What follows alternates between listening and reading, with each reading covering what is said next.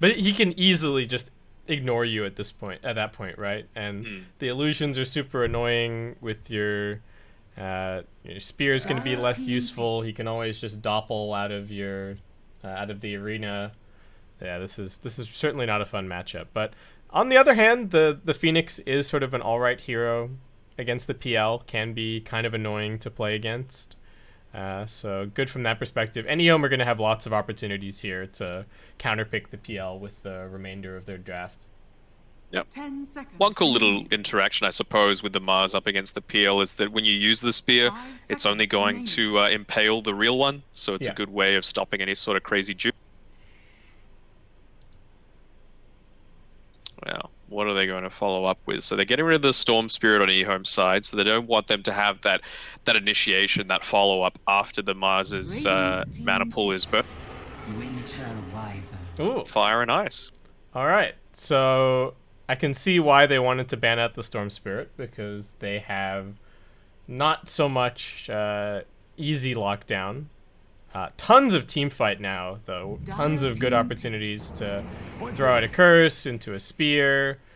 Sparking Arrow going to go for the Pangolier, which has been, I feel like, just steadily growing in popularity. It's not a huge spike, but I think people have been getting better and better and better at playing it over time, and as a result, we've just been seeing teams more and more willing to pick it up. We'll talk about that mobility creep, right? It's one of these heroes that has an insane amount of it. You can get the Blink Dagger, you've obviously got the Rolling Thunder, Swashbuckle can get you to anywhere you want, both offensively and defensively. Yeah. I feel like similar to Mars, Pango's one of those heroes that just ticks a lot of boxes for what you want as a hero in a team line. Yeah, and not too cooldown reliant, and like can still have an impact in the earlier stages, even if your lane doesn't go very well. I think, say compare Mars to like Mars and Pango to Centaur, right? Centaur, if your lane goes well, great. You can probably have an impact come the mid game, either by getting an aura item, or you can get a blink and you can run around and go get ganks. But if your lane goes really poorly, then you basically got no comeback. But Mars and Pango, you just get level 6, you TP to a different lane, and just get a kill straight up. It's like Talk really about team difficult. fight. Yeah, This Monkey wow. King. Pretty insane. I'm interested to see, will they go for the play with the Phoenix Egg sitting right on the edge of the Mars ultimate, just so that no one can actually... Yeah, blocking out everything. Okay. Lina coming in, I'm guessing just as the position 4. It's become, I would say, pretty much completely dead in terms of mid lane appearances. Really does not seem to be very popular. I think suffers a little bit from that same SF factor. It's like you can do well in the lane and you can get the ball rolling, but there are so many opportunities to just get disabled once in the mid to late game and you just die, and that's the end of your game. Pretty much no matter how much net worth you have. So yeah. I agree with you that it is a lot weaker in the mid lane, but we're seeing it actually played a lot more in Sparking Arrow as the mid. You know, the player that we saw playing for them in the previous matchup, he kind of rotates between 2 and 3, so you wouldn't think it's a lane at 3. And I feel like they played it to relative success against LGD. Actually, they won with it against LGD recently, so wouldn't surprise me if they throw it mid. Yeah, I mean, I can see the arguments for it this game. The nukes are really good against the Mars and the Monkey King. Pretty high armor, pretty good physical mitigation, but not necessarily that much HP, especially in the case of the Monkey King. And you're always going to have that really long range and high attack speed against the Phoenix, which is certainly nice. They could put this either way around, right? It could be the Wind Ranger mid, could be the Lina on mid, the other one just playing as the position 4, and should be a lot of room for the 4 this game, given that they've got the Chen on 5. He'll be able to handle all of the supporting and whatnot that needs to happen. Mm-hmm. And I think a lot of the pressure does go onto this Pangolier, because remember yesterday there was a big question with the draft that Ocean went with of who's going to be the frontliner for them. And essentially all that Sparking Arrow have right now is the Pangolier, so he needs to be on point with those Rolling Thunder initiations. Okay, so the last pickup for EHOME is just going to be more team fight on team fight. They put the Kunkka in the mix here, gives them a little bit more clear against the Phantom Lancer illusions going into the later stages. And really, they have so much survivability now on their lineup. If they can get the boat on top of people, they've got heals from the Wyvern and the Phoenix. Mars is naturally very tanky. I could even see Sparking Arrow running into some damage problems unless they have one of their cores really pop off this game and get pretty far ahead on items. Yeah, it's looking like it is that mid laner as well, Yep. going up for them. And OP God is the old IGOP as well on Sparking Arrow's side, so definitely some experience there to pull. Yeah, for sure. His cosmetics look so wonky to me. Which one? The Pangolier. Just like the coat and then the helmet, and but also he's got his spyglass. Like, do you ever mix and match your cosmetics? a little bit. I'm still waiting. I'm surprised that we don't have players who, I know that Slacks does this, so but people who go out of their way to make the most heinous combinations of cosmetics. I know that everybody goes out of their way to have like the nicest combination of cosmetics and dress up their hero as nicely as possible. I want to see the pro player who's like, I'm just going to make my hero as much of an eyesore as humanly possible. I mean, TZ still has that Alpine Ursa set, right? I think that's what he true. uses whenever he plays it. I think that's tame compared to some of the mismatched combinations you could come up with these days. Yeah, because there are so many different ways to like get items to clip into each other and stuff like that. But speaking of Slacks, have you seen any of his Half-Life Alex gameplay? I've seen a few clips here and there, but I'm also trying to avoid spoilers. True. Because I feel like I want to play it at some point, but I guess we'll have to see. So Sparking Arrow coming out here with 3 heroes towards the top side. Just going to swipe this outpost quickly. EHOME going to go do the same thing on the other side. And looks like it will just be a 2-2 bounty split. So talk to me about this mid lane matchup a little bit. Do you feel like it's strongly favored one way or the other?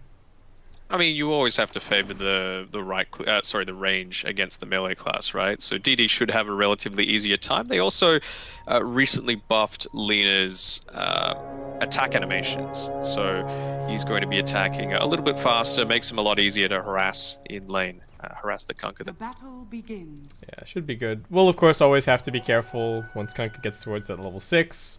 Could see some kind of a rotation in, but before that point, definitely think Lena should kind of take it. Yeah, and you can see with the build that the Kunkka's got queued up, it's the right one in my mind. The double bracer, it's kind of standard for the Kunkka, but even more so this time around. It feels like a lot of the damage that's going to be coming through from Sparking Arrow is going to be magic. Do you think he's going to have a good enough game to be able to go Radiance? Or do you think we might just see like a Shadow Blade or something out of him? I don't know if it's a Radiance game. Maybe it is good against the like PL. A crit stick? Like, it is certainly a really nice course. item to have against Phantom Lancer. But yeah, I just don't know if we'll be able to have the follow-up for it. I think maybe, you know, the Chrysalis is still decent against the PL. Yeah, for sure. Lots of trading happening down here at bottom. Headdress on either side. Not a whole lot of armor for this Phoenix, unfortunately, though. So Jinkyu really taking a lot of damage off of these auto attacks from Red Panda. Sparking Arrow is always going to get the better end of these sorts of trades, though. Obviously, as you said, with the difference in armor, better attack animation on the Chen, as well as the Divine Favor, putting in even more work with the headdress combination. Yeah, and Chen has surprisingly decent base damage, actually. I mean, Phoenix does have him beat a little bit, but Faith Beyond taking quite a lot of damage here. We'll be able to spear the Phantom Lancer over onto the trees, but they're actually already running a little bit low on regen, I would say, down here. There is a salve on the Phoenix and a couple of tangos on Faith Beyond, but tons of harassment coming out.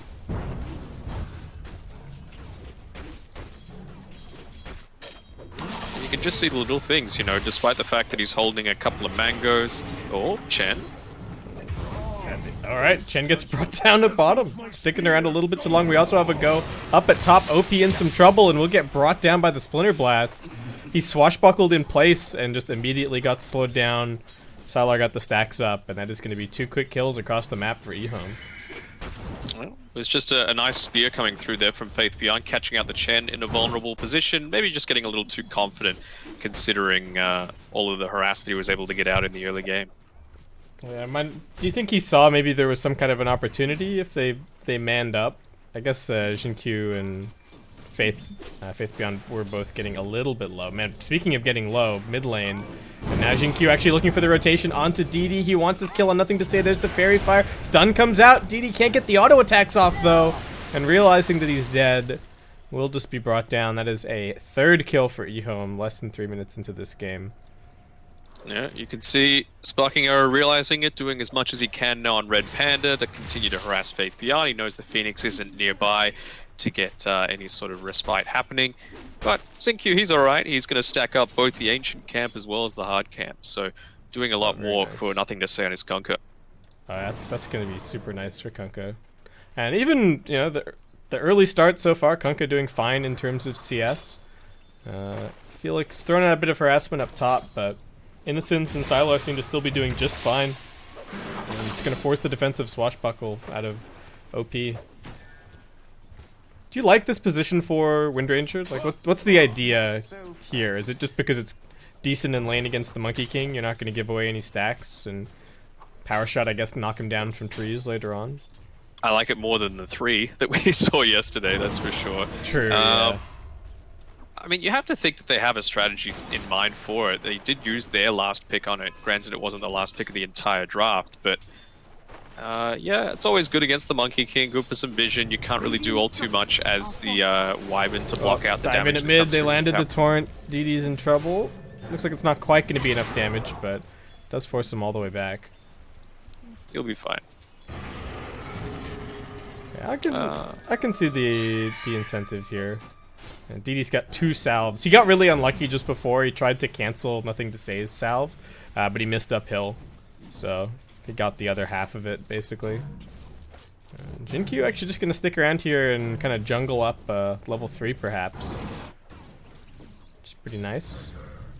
Yeah, he's got the Arcane Runes, so he wants to make something happen while he can take advantage of the lower cooldowns. Oh, mid lane. Yeah, another X coming out. Nothing to Say. Going for it. Jinkyu now coming over. Torrent and the slowdown. Is this going to be enough damage? Looks like it should be more than enough. And Jinkyu will grab that one for himself. The movement in the early game so far from EHOME has been great, and really not a lot of resources, especially with having this Chen, to be able to punish. I don't know what else they can be doing to really help out the Lina. I guess maybe get some stacks and stuff going, but not a whole lot of counter ganking potential from their supports. Oh, and the drive-by. Jinkyu swoops that bounty rune. You would think from the top side as well that Sparking Arrow would be having a better time in this laning matchup because they've got the headdress on the Windranger, so you're going to have much more passive regen than this this Wyvern and the Monkey King, but they haven't been able to get too much of the better side of it. Yeah, it just seems like Pango is getting pressured out a lot by Sylar. Felix does pop the Windrun, puts a little bit more harassment down here. Ooh, they don't quite get the Splinter Blast onto the Windranger. A little bit of body blocking going on from Innocence, but one more touch is going to do it. They do get the double disarm. OP looking for his opportunity. Now the power shot comes out, but can they actually finish off Sylar? It looks like not quite. He salves up. We'll be able to turn it around. The Windrun is there, but they also connect with the Arctic Burn. Power shot's available. Oh no. And yeah, Boundless Strike coming off cooldown. He misses! Lots of missed spells up in this top lane, and Sylar not going to try and man up and get the stacks off of OP. Just going to back himself out and snag a tango. I wonder if they're going to go for a kill in 2 seconds with Swashbuckle and Power Shot. Good try for it. There's the Swashbuckle. Here comes the Power Shot. Oh! He dodges the damage, and now they've got the Cold Embrace to help keep him alive. Sylar, what a perfect mischief, but is it actually going to end up mattering? He throws out the Boundless. Looks like they will get Felix. Can he get the stacks? Not quite. OP brings him down, and now the Swashbuckle coming back off cooldown. That's going to be a double kill for your Pangolier. Oh, such a nice play, but not enough to keep him alive there. They have vision of that? I don't even know, because it was nighttime, right? I don't know if they had vision of him charging up the power shot. If so, that's some great trigger fingers there. Yeah, I guess he wasn't really doing anything else, right? He was probably just sitting there hovering and kind of waiting, but yeah, very good reactions. Tons of pressure at mid lane. We had another attempted dive by Jinkyu, and nothing to say. I think they were just hoping to get the X on the Lina and then find a quick kill.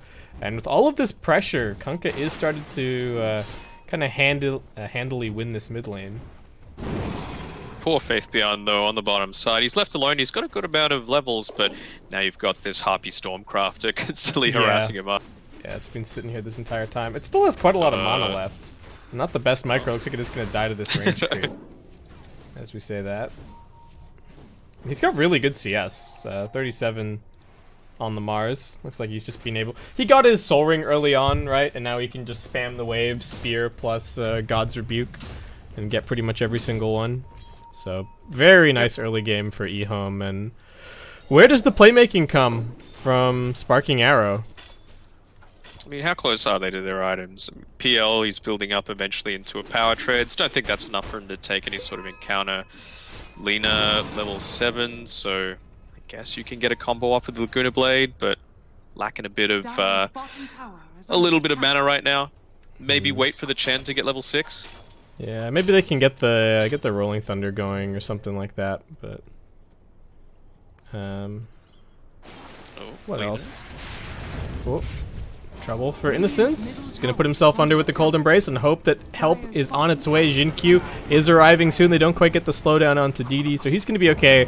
But no mana really on this Lina to do anything. OP is going to throw out the Rolling Thunder and just try and make some space. Faith Beyond trying with the Spear. Won't quite finish off the Wind Ranger, who now turns around looking for the power shot. It clips Innocence, but not doing a whole lot of damage. Swashbuckle gets OP a little bit further away, as now Red Panda going to get caught out by the arena. Faith Beyond does have the Spear in a second, throws him back into the waiting Torrent, but Red Panda still tanking up nicely. It is going to be a double kill, however, as Nothing to Say actually gets the cleave over onto the Wind Ranger. They get the turnaround kill, and they will actually also end up losing the Mars on the way out. PL now TPing in to get involved here. Is this actually going to end up doing anything? Torrent's available for Nothing to Say. Is going to clean up the PL, but the stun still connects from DD. That's the last of his mana. Nothing to Say turns around. OP's still looking for a little bit more. He's also low on mana, as they just keep on clearing out these illusions. OP was hoping for one last Swashbuckle, but way too much HP on this Kunkka. Yeah, and you can see that Xingqiu, he was out of gas, he couldn't do anything else there. No Sunray, no boat either, so he wasn't feeling all too confident in taking an extended fight, but man, the pace has really picked up, and I think that's on EHOME's end, just wanting to realize that, right, we got to get something happening before this Chen hits that power spike at level 6. Yeah, I don't think they just really wanted to use the arena. Oh, another Rolling Thunder coming through. They're going to lock down Innocence, but Jinkyu manages to make it up onto the high ground. And now with the Arctic Burn, also making a little bit more space. They grab that room, but now Nothing to Say is looking for the Phantom Lancer. Rush is going to get him onto the creep wave, and that is going to get him back to his tier 1 tower. Very nice. He is going for the Radiance here on Nothing to Say as well. So realizing that he's had a pretty decent early game, and team's in control somewhat. Why not? Yeah, and he's got I mean, there weren't too many more stacks, but he does have these little stacks back here to fall back on, so that'll be even more farm. I want to ask you about this hood that the Phantom Lancer is building, though. What do you make of that? So he's just trying to sustain as much as he can.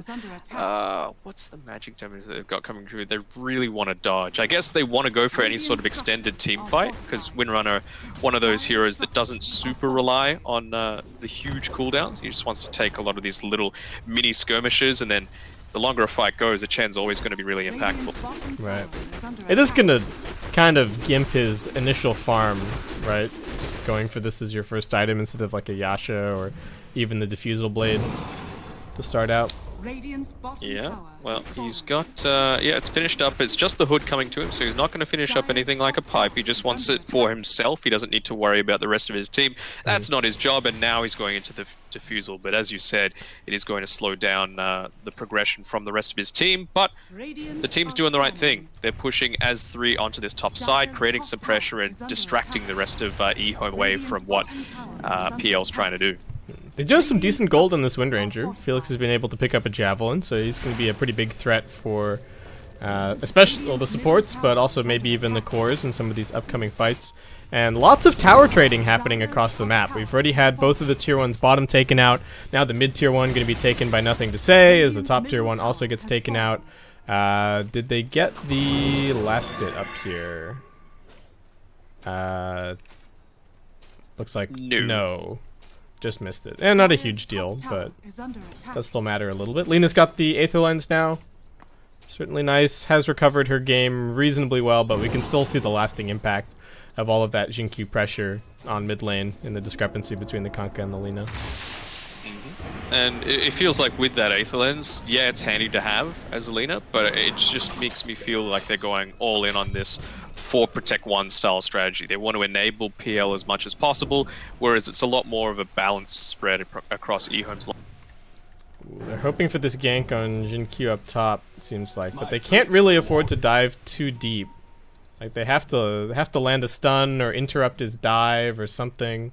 Felix is thinking about coming in from the backside. OP's gonna show on the front lines. This Vlad's on Pango has started becoming pretty popular, I have to say. Not something I saw a lot of in the past, but the last few Pango games I've seen, it does just seem to be a pretty popular first item. Well, it's one of those things, right, just with the style that they're going of trying to live for as long as possible, try and outlast EHOME, you're always going to have a good amount of lifesteal whenever you swashbuckle in a team fight. You're always going to be able to live for a long time using Rolling Thunder. You've got a lot of defensive capabilities with the shield crash as well, negating a lot of the damage that EHOME are going to be trying to pump out. And it's that enables Felix here to go this more high damage build. You know, you can see he's not maxing out the shackle shot despite being a support. He's going this high damage build with maxed power shot with a javelin as well. Ooh, smoke breaks. They're gonna spot Felix and OP down in the river, perhaps. Yeah, the sustain from Sparking Arrow is actually gonna be pretty crazy. They've already got this mech up on the Chen. They've got the one hood already completed. Nothing to say. Does get jumped on somewhat by the Phantom Lancer. They figured out which one is the real one. They've got a couple of ultimates waiting as well. Getting dragged back into the boat. OP just going to go through with the Rolling Thunder, doing some work. Felix, he's focus firing onto Faith Beyond, but it's really not doing anything, as now they've got the Phoenix Sun in the back line. They're going to cover it with the Winter's Curse. Is that going to be enough? No. DD from the side brings it down. They don't get any value out of the egg. And now EHOME just forced to keep on spamming, trying to defend the tower. They've got everybody here. Sylar, as he hops down from the tree, is going to get shackled up. EHOME still getting spammed out as OP deep into the back line, still pretty tanky. Does manage to get the stun over. No. Faith Beyond being saved. Power shot just a little bit off the mark. Can they actually finish off this Mars? He's got stick charges soon. Tries to turn back around. Yet another shackle. This Monkey King not really able to accomplish anything, as Sparking Arrow just way too much sustain in that team fight. Great spell casting, and we'll take a 4 for nothing, 3 for nothing. Yeah, pretty handy to have, and on top of that, they're positioning themselves really well to snare all of the bounty runes. They've taken this tier 1 tower, huge win for them, and it just shows that the power of that divine favor, not just for himself, but the Hand of God and the Pango as well. We talk about the lifesteal. It's amplified even further in that team fight. Yeah, and I didn't realize as well, but Lina actually, like, you look at Lina's damage output, and it's 5 Lightstrike Arrays and 6 Dragon Slaves. DD actually had a regen running during that fight, so he was able to just spam out so many spells. And really get a huge win for the team there. It was very even up until this point, but that's going to be now a 3k experience and about a 3k net worth lead in the direction of Sparking Arrow, and that's got to instill a lot of confidence for them. Absolutely. I keep harping on about this Chen, but there was another thing that he did in that team fight as well. It meant that EHOME perhaps were a bit more confident of taking that team fight than they should have, and it was the recall from the Chen onto the Lina that actually allowed them to kind of get that little bit of a gotcha moment. Ooh, attempted shackle at mid, some damage being turned on the Kunkka. Other thing, of course, to keep in mind is that Sparking Arrow are hitting some nice timings, and they've got all of their gold invested into items at this point. Meanwhile, EHOME are still sitting with almost 4k gold burning a hole in Kunkka's pocket. He's really not accomplishing much with that for the time being. Faith Beyond getting shackled up. He's facing the wrong way. This is some decent damage. They do get a Torrent combo over onto the Phantom Lancer, but he's able to dodge out. They will lock down the Rolling Thunder. Pangolier taking some damage off of his allies, as Sparking Arrow will dive in a little bit deeper. Jin-Q looking for his opportunity. He does have the ultimate. Is he going to be willing to throw it out? He gets mana burned. Red Panda just running up onto the high ground. That will be the only kill that EHOME claim so far in this fight, as the Wukong's command forcing Sparking Arrow back, but they desperately need this Radiance on the Kunkka, and he's died yet again. Now, he was able to at least buy up the Sacred Relic before he died, which was big. That fight, the PL actually had his Diffusal Blades, so, you know, think about the previous one that they took in a 3-for-0 fashion. They didn't even have Diffusal at that point, so these fights, at least for the next 3 minutes or so, you'd have to say are going to go in the favor of Sparking. Yeah, they're putting a ton of pressure on the map. They've got a really nice Observer Ward up here on the high ground. And like you said earlier, they're really not that cooldown reliant at all. Rolling Thunder is going to be back up in another 5 seconds. So definitely a good time for them to be hunting and looking for stuff on the map. And EHOME, for all of this hype we had after the draft with their team fight, they really have not been able to put the combinations together, right? I feel like we haven't seen all of those ultis working together in concert just yet. Yeah, oh. Faithbeyond just interrupting the take of the outpost there. Not necessary, considering it's the still 2 minutes until the experience portion of it will take effect, but man, look at all these Observer Wards sitting around the Dire jungle as well. They just want to close off any sort of entrance point. Sparking Arrow still just going. Phantom Lancer chopping away on the tier 2. EHOME applying a little bit of pressure elsewhere. They do have this Diffusal Blade up on Sylar, but somewhat middling net worth. He's arrived at the last couple of these fights and really has not been able to accomplish too much. Innocence is just shoving out the bottom side, and everybody is waiting for the Kunkka Radiance to be completed. And Sparking Arrow not going to give them an easy opportunity. They take out top and immediately smoke up, heading over looking for a little bit more. If they could find this Kunkka yet again, that would be huge. They see the creeps dying, but they can't quite get eyes on Kunkka. And that will be the end of... Smoke pop. They see him. But there are the rest of the Dire here. Kunkka getting gone on. Does have the boat to maybe try and survive a little bit longer. He throws it out. Now the sun coming through as well.